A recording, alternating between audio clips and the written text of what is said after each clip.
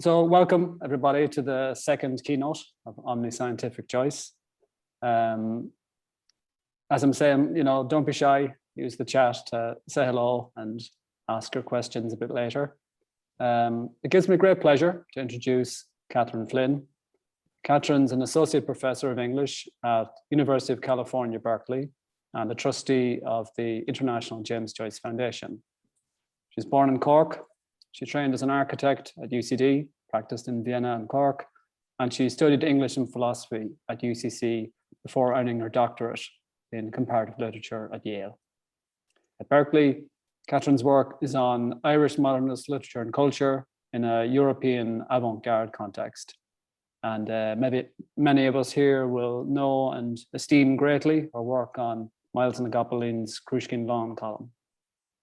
In terms of Joyce, Catherine has been busy. She's the author of James Joyce and the Matter of Paris in Cambridge University Press, that was 2019. She co-edited a special issue of the James Joyce Quarterly on Joycean avant-gardes that was published in 2017. And her essays on Joyce have appeared in, my internet connection is unstable. It says, am I coming through there? All right. Yeah. Thanks. Yeah. Her essays on Joyce have appeared in JJQ, European Joyce Studies, Journal of Modern Literature, and Era Ireland. Catherine is also the editor of the forthcoming volume of essays, New Joyce Studies, 21st Century Critical Revisions, that's for Cambridge, and of the Cambridge Centenary Ulysses. It's a facsimile edition of the 1922 Shakespeare and Company volume with essays and annotations. So busy indeed, Catherine. She also hosts a podcast called U22, the Centenary Ulysses podcast, in which she talks with some former students and contributors to the Centenary volume and with readers of Ulysses from around the world. It's free to listen and available now on Spotify and iTunes. Today, this morning, this afternoon, this evening, and tonight, maybe to balance all of her recent work on Ulysses, Catherine will be speaking about Dubliners and Joyce and French literary science. So Catherine Flynn, everybody. Thanks so much, Ronan. Thanks to you and to Catherine and John McCourt for inviting me to give this plenary. It's a great honor to speak to you today. Yes, Dubliners is a text that I don't talk about in my book, James Joyce and the Matter of Paris. So I'm really glad to explore this with you today. So in this next 35 minutes or so, I want to talk with you about Joyce's relationship to the French scientific approach to literature known as naturalism. So looking at this 19th century movement that attempts to bring the insights and rigor of science to literature helps us understand in a new way Joyce's aims in Dubliners. I'll argue here that Joyce engages with French naturalism at both a programmatic and a textual level in those crucial early years. Taking up the brief of French naturalism, Dubliners is generative in response to its limits. So in 1903, Joyce returned to Dublin from Paris, having spent 4 penurious and half-starved months in the French capital. He returned to his mother, May Joyce, who was dying painfully from liver cancer, and to a city that must have appeared newly dismal in comparison with the most developed center of consumer capitalism of the time. Before Joyce departed for Paris, he had mimicked Paul Verlaine's poetry of sensualized perception and quoted Charles Baudelaire's ambition to create a new genre of prose poetry for the overwhelming experience of the modern city. These modes of writing would prove vital to Ulysses and books like chamber music, books of poetry. But the work of Émile Zola and Guy de Maupassant, as they depict the dark underside of the glittering Parisian capital and a harshly materialistic view of human existence, provided Joyce with essential resources to represent his native city in Dubliners. These Parisian naturalists provided Joyce not just with a literary mode with which to depict the depressed Irish capital in an unprecedentedly accurate way, but also, and perhaps more importantly, with a set of problems through which he was able to develop a new mode of storytelling that, in explicitly problematizing meaning, became a touchstone for 20th century fiction. Recently, Andrew Gibson and Luke Gibbons have situated Dubliners in the foment that led to the Easter 1916 Rising, arguing that Joyce, quote, responded intensely to the mutation in cultural temper. I want to understand Dubliners as an attempt to prompt the independence of the people of Ireland, although in less violent and dramatic ways. Dubliners was an attempt to intervene in the thinking of the young Irish nation. So Joyce's relationship to naturalism has not been fully understood, perhaps because of the absence of the French context from discussions.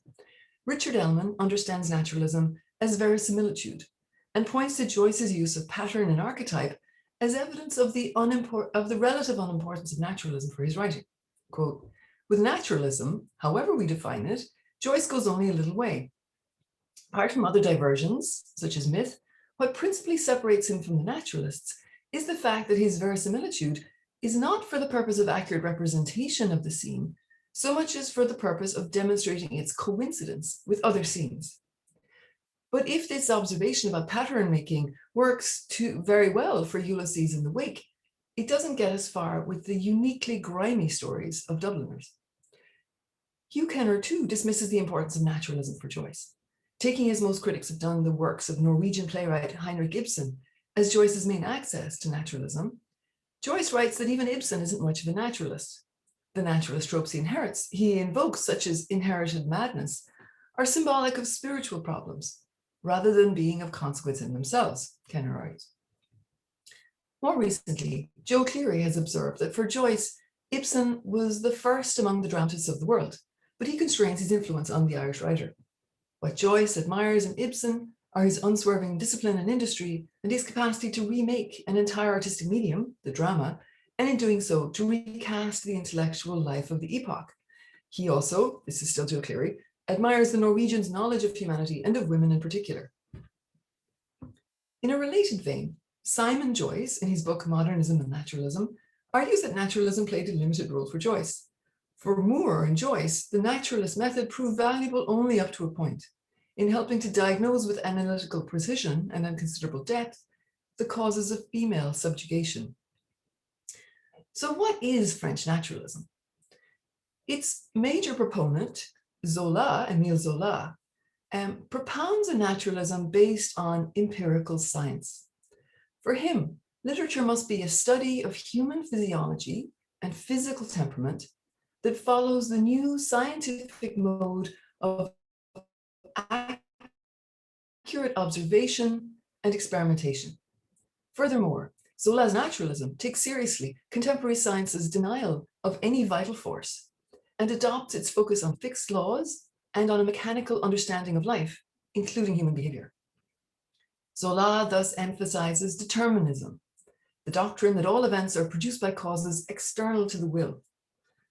This determinism leads to narratives of decline rather than action, as characters are submerged in and overwhelmed by their environments. Pointing to a crude and corrupt reality instanced in the slums of the urban underclass and in the tawdry materialism of the middle classes and the nouveau riche, Zola offers a vision of humanity as subject to illness, hereditary weakness, and degradation. So much fun. Zola was massively successful, both commercially and artistically. He was also notorious for his frank depictions of the sordid side of life and of the lower strata of society.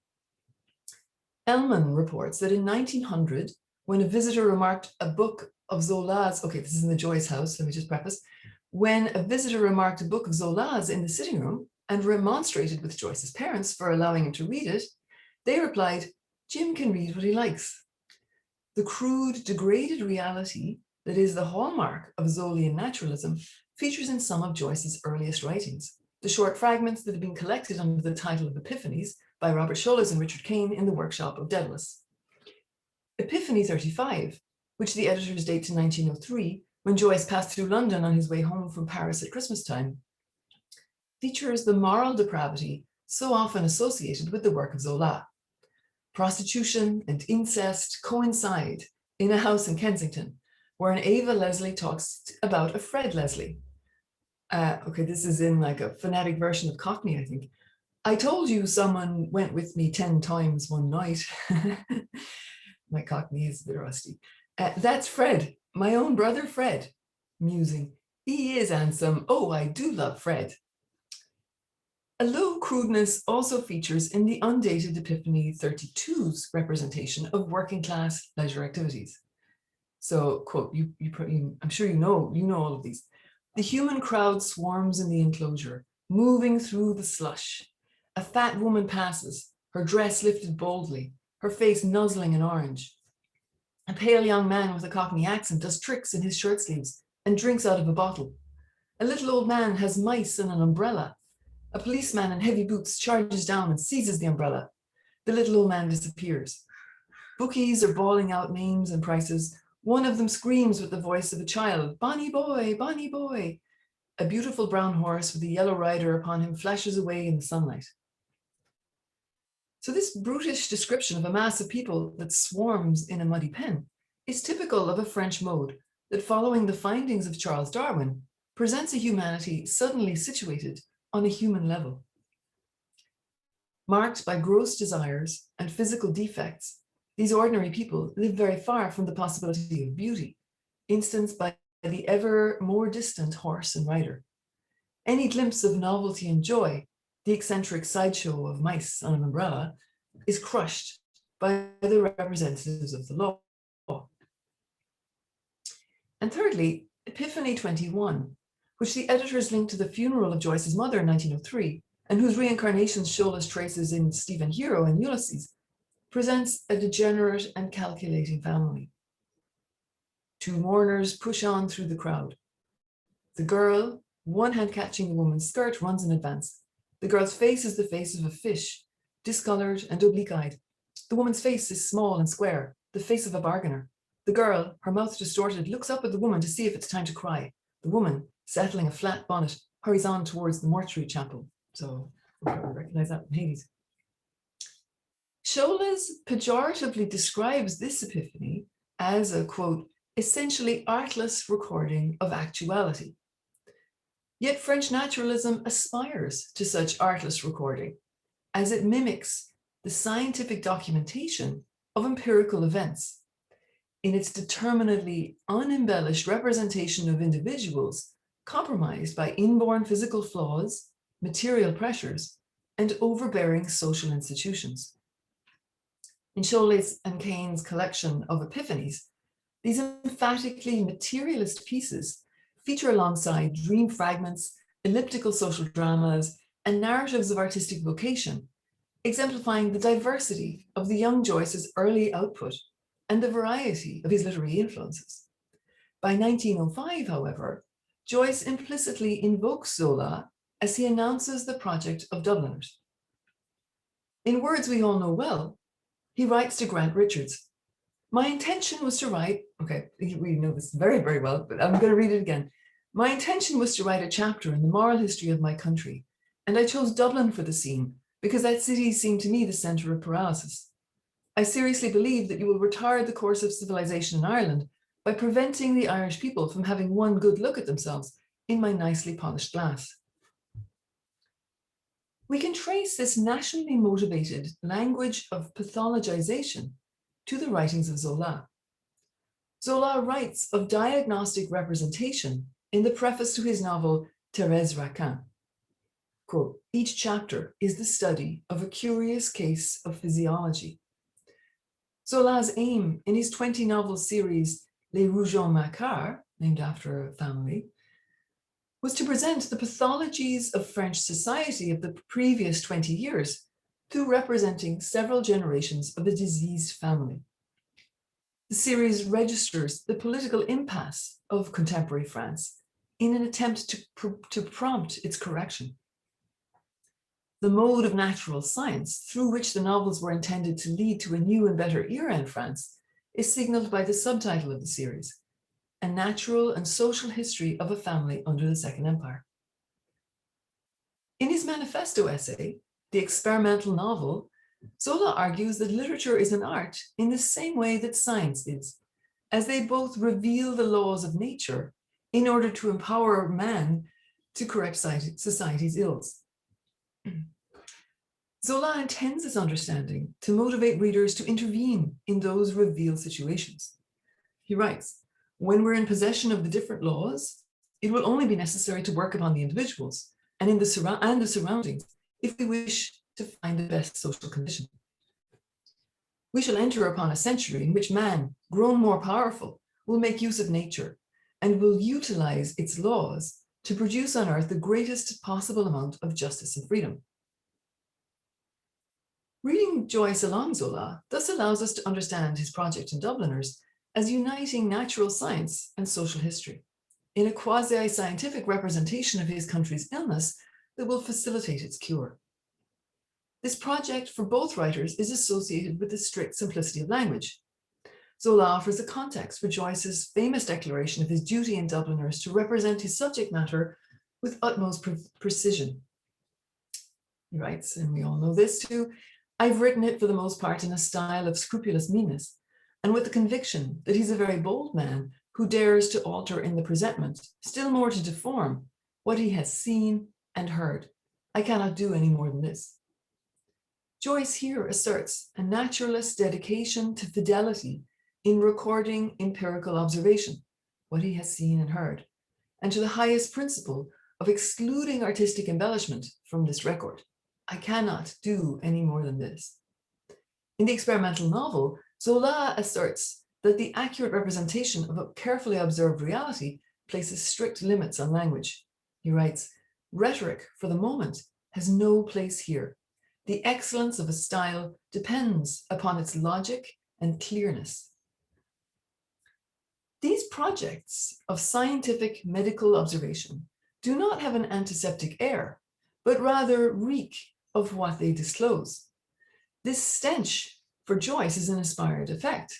He writes, people might be willing to pay for the special odor of corruption, which I hope floats over my stories. Later, he writes unrepentantly and even proudly of Dubliner stink. It's not my fault that the odor of ash pits and old weeds and offal hangs round my stories. Some 20 years before, Zola described the critic's alarmed attribution of a stink to Thérèse Raquin. Certain righteous individuals, writing in no less righteous newspapers, have picked it up between thumb and forefinger, screwed up their faces in disgust, and thrown it in the fire. Even the little literary rags, those same papers which every evening retail the latest gossip from bedrooms and private chambers, spoke of filth and stench and held their noses. I heard my work called a cesspit of blood and filth, a stinking sewer, an abomination, and I forget what else. Some 10 years later, in the preface to his scandalous and massively successful novel, L'Assommoir, Zola presents this stench as the token of morally serious accuracy. It is a work of truth, the first novel about the common people that does not lie and that smells of the common people. In the context of the naturalist aim of furthering national progress through exposition of societal symptoms, this presentation of malodorous waste prompts us to look again at what Joyce calls his nicely polished looking glass. If the discussion of the cracked mirror in Telemachus evokes Oscar Wilde's opposition of realism and romanticism, the naturalist context of Dubliners evokes the OED's secondary meaning for looking glass, to slang, a chamber pot, now rare, regional, Irish English in later use. The nicely polished looking glass of Dubliners might then have less to do with the reflection of a national image than with a close examination of intimate waste that offers important diagnostic information. Zola thus provides Joyce with a powerful motivation in Dubliners. The Naturalist Project renders Joyce a national diagnostician, a role more noble and more dynamic than Poet Laureate, and one that promises the literary fulfillment of his 1902 plan to become a doctor. Instead of glorifying, in Dubliners, he diagnoses and intervenes. In engaging with French naturalism, furthermore, Joyce takes part in one of the most contemporary the most powerful contemporary movements in European literature. He wrote to Stanislaus in 1906, "It must be difficult to succeed in France, where nearly everyone writes well. I should like to read Zola, but have not the heart to attack his 20-volume history of France." But as we'll see, he was already reading it. I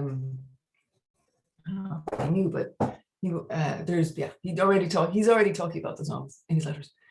Joyce's turn to French literature also offers an alternative to an Irish context, which he criticized in various ways. He writes to Stanislaus in 1905, "Of course, do not think that I consider contemporary Irish writing anything but ill-written, morally obtuse, formless caricature." In September of the same year, he criticized the Irish novelist most associated with naturalism. "I read that silly, wretched book of Moore's, The Untilled Fields, which the Americans found so remarkable for its craftsmanship. Oh dear me, it's very dull and flat indeed, and ill-written." Zola was inspired by Zola to write about the drudgery of Irish rural life. It's Moore's shortcomings as a writer that Joyce criticizes here, rather than his adoption of the naturalist mode. Dull, flat, ill-written. In 1906, Joyce asked Stanislaus, "Who called Moore the English Zola? I wonder, he must have had very large powers of comparison." In an aggrieved 1906 letter to Grant Richards that attempts to dissuade him of his reluctance to publish the collection, Joyce imagines his own association with Zola. You must allow me to think that you were unduly timid. There is nothing impossible in the book, in my opinion. You will not be prosecuted for publishing it. The worst that will happen, I suppose, is that some critics will allude to me as the Irish Zola. I'm going to send that to you. This sarcastic tone becomes even heavier in the next sentence. But even such a display of critical intellect should not be sufficiently terrible to deter you from bringing out the book. We might ask, what is more unusual? Joyce's anticipation of literary reviewers' intelligence, or his use of an exclamation mark? We can detect evidence of Joyce's ongoing reading of Zola during those early years.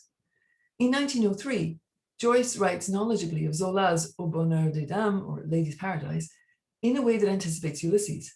Zola has set forth the intimate glories and shames of the great warehouse, has in fact written an epic for drapers. If Zola's novel about a huge department store represented possibilities for consumption that overwhelmed Joyce in Paris, other novels in the Rougon-Macquart series provide literary models for the tenements of Dublin, with which Joyce's family had come into such uncomfortable proximity. In 1900, Joyce referred in Drama and Life to Monsieur Coupeau in The Horrors, alluding to the final chapter of L'Assommoir, in which the main character's husband suffers a harrowing death from delirium tremens. L'Assommoir, it's usually just left as that because it's kind of hard to translate. It's a pun for the kind of the still, like it's the alcohol still, the place where you go to get hammered. It's kind of idiomatic. It's a study of the downward path of a family due to alcoholism. The gradual and then extreme damage done by Coupeau's drinking finds echoes in various Dublin characters. Subtly in Clay, where Joe Donnelly was so different when he took any drink. Disgustingly in Grace, which begins with an unconscious man lying in the filth and ooze of a lavatory floor. And most disturbingly in Counterparts, where a binging Farrington beats his son. Gervais, we don't need L'Assommoir for Joyce to write about alcoholism, obviously, but there are more important links coming up. Gervais, the protagonist of L'Assommoir, herself lamed by beatings by her alcoholic father, endeavors to raise herself from poverty by opening a laundry business. She loses her literal battle with the squalor of the Belleville tenement as she's overcome by the physical hardship of her work, her inherited weakness for alcohol and other physical pleasures, and the meanness of her fellows who watch her downfall with satisfaction. The laundry as a place where female workers engage in physical fights finds reiteration in Clay, in Maria's self-perception as a peacemaker among hard-drinking, quarrelsome women. The sexual and material exploitation that Gervais and some of the other female characters L'Assommoir experience are echoed in one of Dubliner's most scandalous stories, Two Gallants. The story I want to focus on here, however, is the first story in the Dubliners collection, The Sisters. We can point to many Zolian details. The deaf old woman's clumsily hooked skirt and down-at-heel boots that distract the boy from prayer. The heavy grey face of the paralytic, with its lips so moist with spittle, and more implicitly, the criticism of the church as an outmoded and exploitative institution, dramatized in the suggestion that Father Flynn's life of comfort has been gained at the expense of his hardworking and denigrated sisters, something that Margaret Norris has explored in her essay on the story in Suspicious Readings. However, the work of Zola does not fully encompass the impact of French naturalism on the sisters. We must turn also to Zola's disciple, Guy de Maupassant. One of Maupassant's short stories, Auprès d'un mort, or Beside a Dead Man, or Beside Schopenhauer's Corpse, offers a crucial source for the plot of the sisters. Even more important for Joyce's story and for the collection it prefaces is the new philosophical turn in naturalism that Maupassant led. Thomas West observes that while Zola was filled with optimistic zeal in his enormous project of applying the clinical method to literature, Maupassant, like other second-generation naturalists, such as Joyce were left with a bare and sinister reality and a growing sense of naturalism's insufficiency. The German philosopher Arthur Schopenhauer flattered their nascent despair with a hint of sophisticated metaphysic and led other naturalists further away from the optimism of natural science and positivism. Okay, so that was all Thomas West. As Joe Cleary observes, Zola establishes a pact between narrator and reader who share an understanding of the narrated situation that's superior to the characters within it. In offering an intensified version of naturalism, Maupassant, with his intensified version of naturalism, demonstrated to Joyce the interpretive issues raised by a purely empirical vision. Simon Joyce describes these issues as being about, quote, how to infer meaning from material detail, about how to write about social experiences that the author can observe but hasn't necessarily lived, about how to totalize details and observations in order to give them some coherence and shape without merely imposing that totality from without.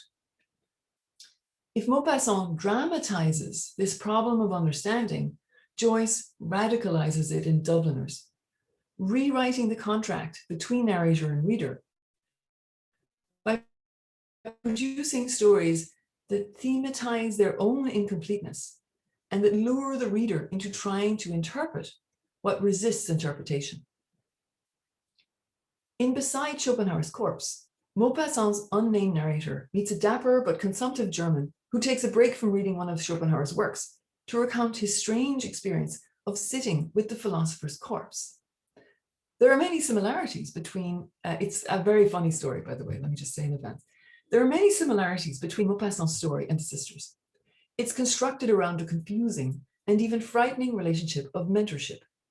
Its central motif is the mentor's dark, threatening amusement that takes on a demonic air, particularly after his death. It exemplifies the destruction of spiritual principles through a dead body invested with impressions of life, namely laughter. This dead, laughing mentor is waked by the story's main character, during which questions are raised regarding the limits of interpretation, questions for the reader, due to the prejudices and desires of the onlooker.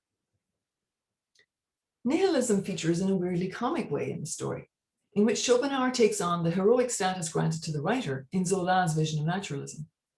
The philosopher's laughter registers his pleasure in destroying ideals, and even more so in mocking their irrational persistence. His acolyte describes him as a disabused pleasure seeker.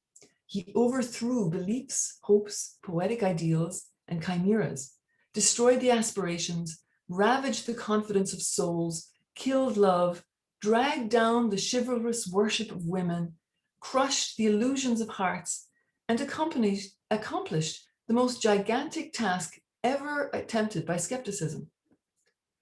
This relentless demolition of the metaphysical fails to impact fully on the student, who cannot abstain from the spiritual in describing the almost supernatural impression which the strange being made on all who came near him.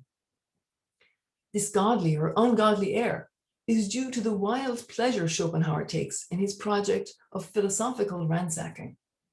The student recollects him, quote, seated in the midst of his disciples, dry, wrinkled, laughing with an unforgettable laugh, eating and tearing ideas and beliefs with a single word, as a dog tears with one bite of his teeth the tissues with which he plays. I had thought I spent an hour with the devil. Quote. The author goes on, the student goes on to tell how Schopenhauer's frightful smile terrified us even after his death. Okay, so listen to this. This is a scene of waking. Schopenhauer had just died, and it was arranged that we should watch in turn, 2 by 2, till morning. He was lying in a large apartment, very simple, vast, and gloomy. 2 wax candles were burning on the bedside stand. It was midnight when I took up my task of watching, along with one of our comrades. The 2 friends whom we replaced had left the apartment, and we came and sat down at the foot of the bed. The face was not changed. It was laughing. That pucker, which we knew so well, lingered still around the corners of the lips, and it seemed to us that he was about to open his eyes, to move, and to speak. His thought, or rather his thoughts, enveloped us. We felt ourselves more than ever in the atmosphere of his genius, absorbed, possessed by him. His domination seemed to be even more sovereign now that he was dead. A sense of mystery was blended with the power of this incomparable spirit. This supernatural glow is intensified at the climax of the narrative in the student's impression that the philosopher's corpse is animated, retreating to the next room to get some distance from not just this frightful smile, but from the dreadful smell of the decomposed body. The 2 young men are terrified when they see something white flying over the bed, falling on the carpet and vanishing under an armchair. They manage to approach the corpse, only to see that Schopenhauer, quote, was no longer laughing. He was grinning in a horrible fashion, with his lips pressed together and deep hollows in his cheeks. Suddenly, the narrator sees on the floor the cause of this change, Schopenhauer's dentures.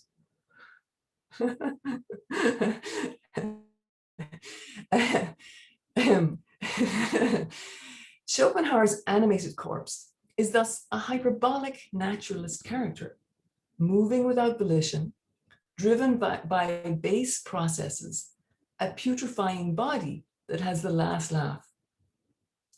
This base reality registers with the student, even while he attempts to maintain a spiritual focus. If he observes, one would have said that his immaterial essence, liberated, free, all-powerful, and dominating, was flitting around us. He also has to admit, and sometimes too, the dreadful smell of the decomposed body came towards us and penetrated us, sickening and indefinable. It is at the registration of this disturbing smell that the released dentures make their move, an event that completes the collapse of the spiritual into the physical. The story is thus both nihilistic and comic. The comedy, in fact, underlines the nihilism, as it mocks the young man's desire to cling to spiritual leaders and transcendent ideals. The scenario exposes his inability to let go of the non-physical, even and especially when faced with the dead body of his profoundly materialist teacher. In Joyce's story, too, a dead mentor's sayings live on after his death in a student who's being debilitated by their relationship. Schopenhauer's destruction of ideals is rendered in banal and awkward form in the Sisters, in the prosaic metaphors the priest uses to describe the central works of church doctrine. Quote, I was not surprised when he told me that the fathers of the church had written books as thick as the post office directory and as closely printed as the law notices in the newspaper, elucidating all these intricate questions. The narrator, also describes his sense of Father Flynn's strange post-mortem amusement. The fancy came to me that the old priest was smiling as he lay there in his coffin. This deathly smile is a faint version of the profoundly estranged amusement observed in the living priest when he's found, quote, sitting up by himself in the dark in his confession box, wide awake and laughing like softly to himself. Joyce thus reimagines Schopenhauer's deathly laughter and degenerating body in the living Father Flynn. The priest, that's the dog, the priest's paralysis, a maleficent and sinful being, is a kind of death in life. So the priest's paralysis, a maleficent and sinful being, is a kind of death in life, an agentless activity like the decomposition of Schopenhauer's corpse. Father Flynn in the confessional is an even more mocking travesty of spiritual values, a live and animated body without a mind. But are we indeed sure that Father Flynn has lost his mind? While the processes in undermining the priest's sanity are not spiritual but medical, they say it was the boy's fault, but poor James was so nervous, God be merciful to him. Other characters speculate more mysteriously. And was that it? Said my aunt. I heard something, ... The story ends in this elliptical mode, wide awake and laughing like to himself, ... So then, of course, when they saw that, that made them think that there was something gone wrong with him, ... If, besides Schopenhauer's corpse, stages the German student's discovery that his terrified sense that Schopenhauer's spirit lived on after his death was in fact his embarrassing misperception of a decaying corpse, the Sisters refuses such a revelation. Instead, in presenting us with characters who gesture towards other possibilities, it tempts us to engage in spiritual speculation. With the Sisters, then, Joyce extends the naturalist mode, which depicts a physical world devoid of higher truths, into a narrative mode that prompts readers to experience discomfort at its lack of meaning and to produce speculations to fill those gaps. In a letter to Stanislaus in July 1905, Joyce invokes Maupassant with a self-evident air in his discussion of the evolving Dubliners collection. The story in Dubliners seem to be indisputably well done, but after all, perhaps many people could do them as well. I am not rewarded by any feeling of having overcome difficulties.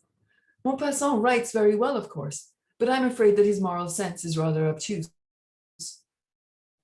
The Dublin papers will object to my stories as to a caricature of Dublin life. Do you think there's any truth in this? So Maupassant is just seamlessly referred to in this discussion of how the Dubliner stories are written and how they represent Dublin life and their morality.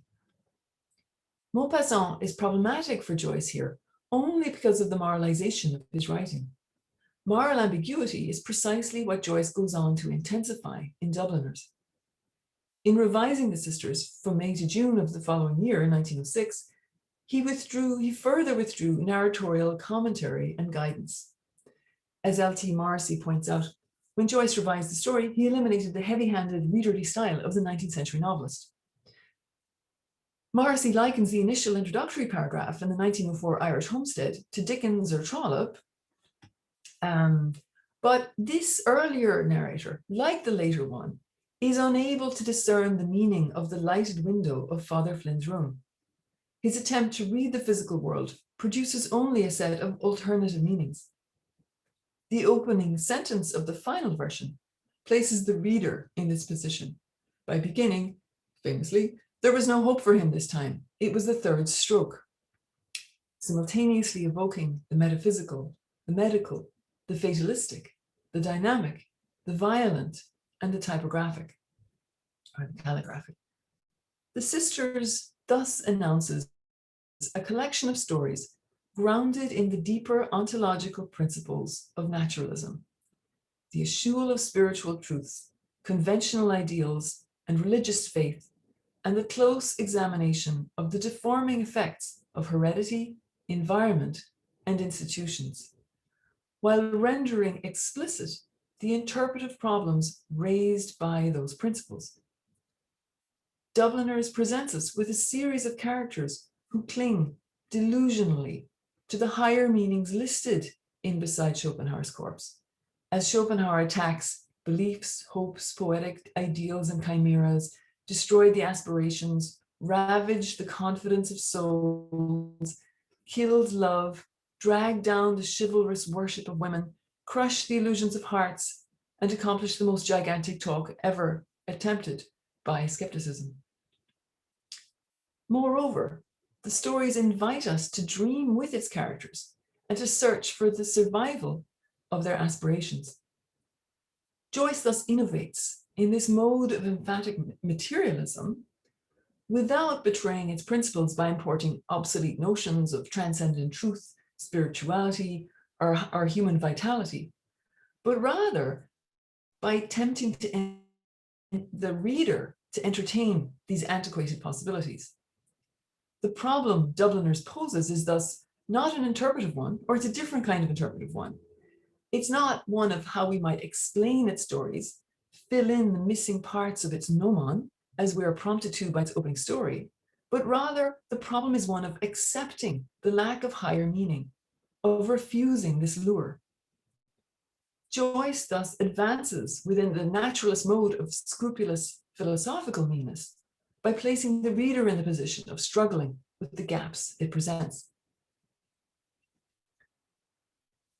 Dubliner's problematization of meaning might seem in this way to double the socio-political problems associated with Zola's naturalism, as well as severing character from action and experience from comprehension, as naturalism does. Dubliner severs reading from comprehension. Does Joyce's twist of prompting readers to engage in futile speculation merely extend the state of disempowerment? Does this contradict Joyce's declared ambitions to intervene in the state of the Irish people? We can answer this in naturalism's own terms. For Zola, the true agents of his fiction were always outside of it, observing the laws it ascertains, and moving subsequently to intervene in society. For Joyce, too, we can argue, the true agents of Dubliners are outside the stories. Joyce's original addressees were the readers of the Irish Homestead, a newspaper that aimed to educate the country's rural population and lead it towards self-sufficient prosperity.